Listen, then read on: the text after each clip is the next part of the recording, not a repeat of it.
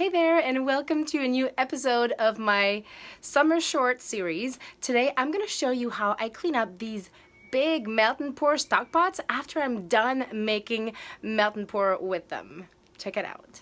I'm just going to pour my soaps. I have 2 loaves of my calendula and patchouli soaps to make today. So, pouring down each of my stainless steel molds. And here's 1 and a 2. Okie dokie. This soap is a melt and pour goat's milk base, and I've added local raw honey to it, ground oatmeal and calendula petals.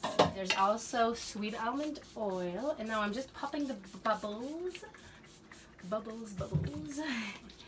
And here I have some little calendula petals that I put on top just as an embellishment. There we go. Ta-da-la-la-la. Sweet. Okay. Now what I'm gonna do, you see that there's a crust of melt and pour all around the edges of my stock pot.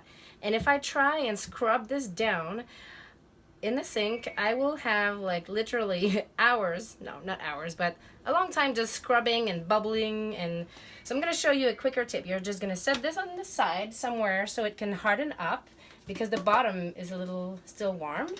So I'm just going to set this down in my sink. Okay, so this here is pretty hard, but not totally hard. I'm just going to take a small knife and I'm going to try and just peel off the melt and pour soap from my stock pot. And then it should come along pretty easily, and the sides as well. And then I want to pick up the bottom too. So I just pick everything out and then I scrunch it down into a ball.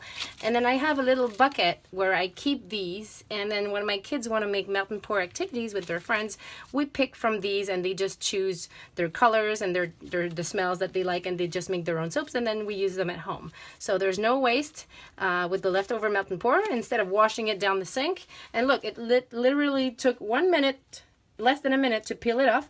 And now I'm going to wash this with hot water, with just a little bit of hot water.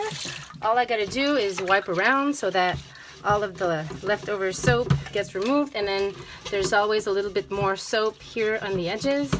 But because this is soap, I don't actually need to add any other soap to the stock pot.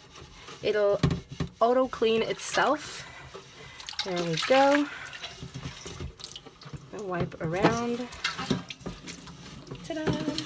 And then all of my utensils, I can usually do the same thing. So I take a knife just to get, into the melt and pour. And sometimes it's too thin and it doesn't work, but usually you can just peel it right off. My hands are wet, so it's a little bit sticky, but here you go. You can see that everything peels off from the stick blender. And then it's much easier to get everything cleaned out after peeling the skin from the melt and pour than trying to wash it all off. There. Just put it in the water in there.